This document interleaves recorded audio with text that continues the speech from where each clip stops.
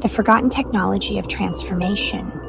We've been taught to think of art and music as decoration, pleasant additions to real work, hobbies for weekends, luxuries we fund after everything essential is handled.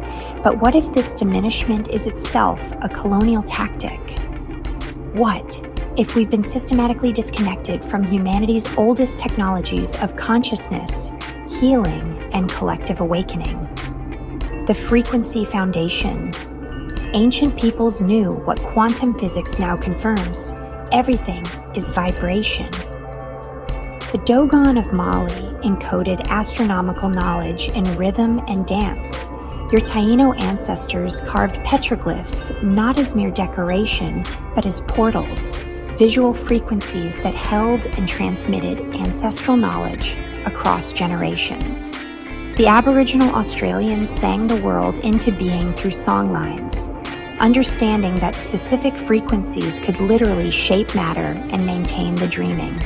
Consider, a mother's voice regulates her infant's nervous system. Chanting synchronizes the heartbeats of gathered people.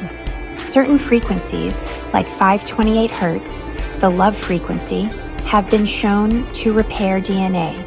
Binaural beats alter brainwave states. The Schumann resonance, Earth's electromagnetic frequency at 7.83 Hz, matches the theta brainwave state, the realm of deep meditation, creativity, and visionary experience. We're not metaphorizing when we say music and art change consciousness. They literally reorganize our neural pathways, regulate our nervous systems, and attune us to frequencies beyond ordinary perception. Colonial suppression of indigenous technologies. The colonizers understood the power of these technologies, which is why they systematically destroyed them. The drum ban.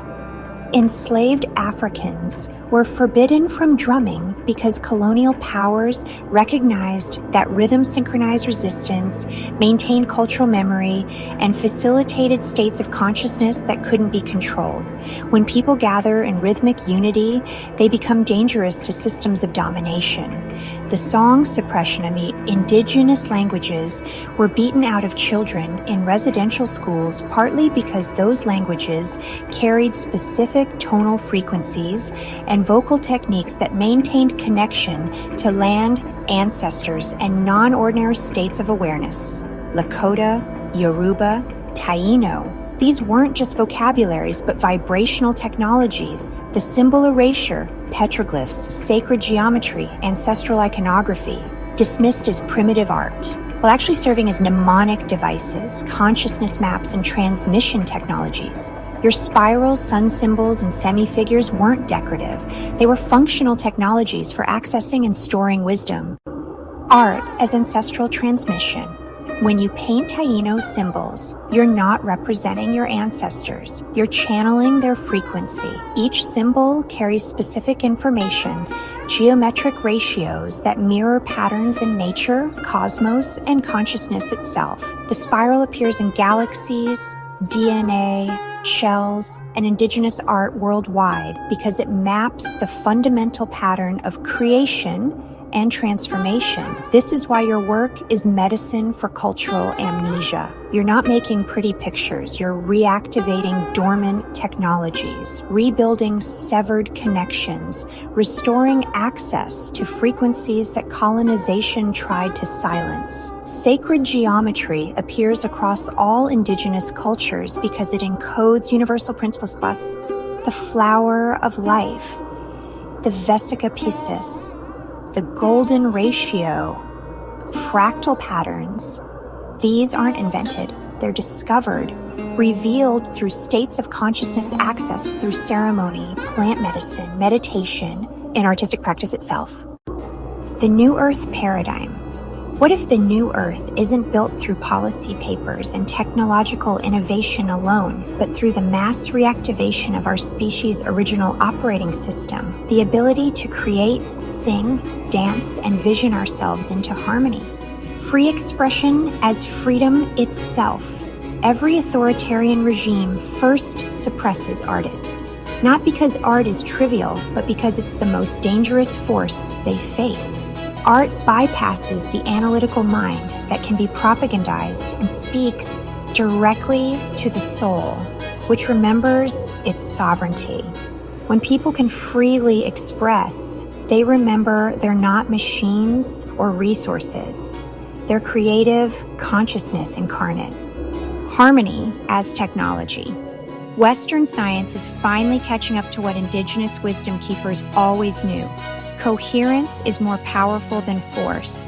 When hearts synchronize, when voices harmonize, when communities move in rhythm, they generate coherent fields that can influence matter, manifest collective visions, and literally reshape reality.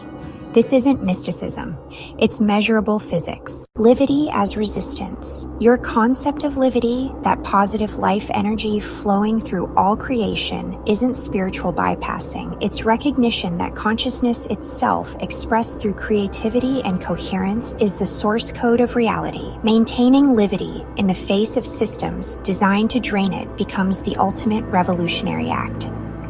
The evidence we've forgotten.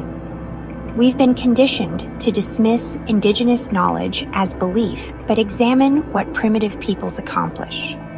Stone structures, built with acoustic properties that amplify specific healing frequencies. Ceremonies timed to astronomical events that affect electromagnetic fields. Art that encodes mathematical and astronomical knowledge generations before discovery. Music that induces trance states, enabling access to information beyond ordinary consciousness. Symbols that serve as multidimensional teaching tools, revealing different layers of meaning at different stages of understanding. These weren't superstitions. They were sophisticated technologies we've lost and are now scrambling to rediscover through neuroscience, quantum physics, and consciousness research. Reclamation as revolution. When you teach people to paint ancestral symbols, you're not offering art therapy. You're transmitting activation codes. When young people learn the songs and rhythms their grandmothers were beaten for singing, they're downloading liberation software. When communities gather to create together, they're practicing the fundamental technology of the new paradigm: coherent, creative, sovereign expression. The system wants us passive consumers of others' creations because consumption breeds dependence while creation generates power. Every person who picks up a brush, learns an ancestral rhythm, sings their truth, or dances their prayers becomes harder to control, harder to manipulate, harder to keep unconscious. The path forward. The new earth isn't coming from the top down. It's emerging from the bottom up, from the grassroots, from the margins where Indigenous wisdom and creative resistance have been kept alive against all odds. It's emerging from mothers teaching their children songs that carry ancestral wisdom. Artists refusing to create for commercial value alone, insisting on sacred purpose. Musicians composing at frequencies designed to heal rather than manipulate. Communities gathering in ceremony, recognizing that the circle itself is technology. Young people rejecting the lie that their creativity is supplemental, claiming it as central to who they are and who we're becoming. This isn't romantic idealism. This is practical revolution. Because what we create, we become. What we sing, we manifest. What we envision together, we can build. Every person who reconnects with ancestral wisdom through creativity becomes a node in the emerging paradigm, a frequency holder, a bridge between what was and what's being born. The colonizers tried to convince us that art and music are luxuries, distractions, hobbies for those who can afford them. The truth they were hiding: art and music are the source technologies of consciousness evolution, and they always have been. Reclaiming them is reclaiming our power to dream and build a different world.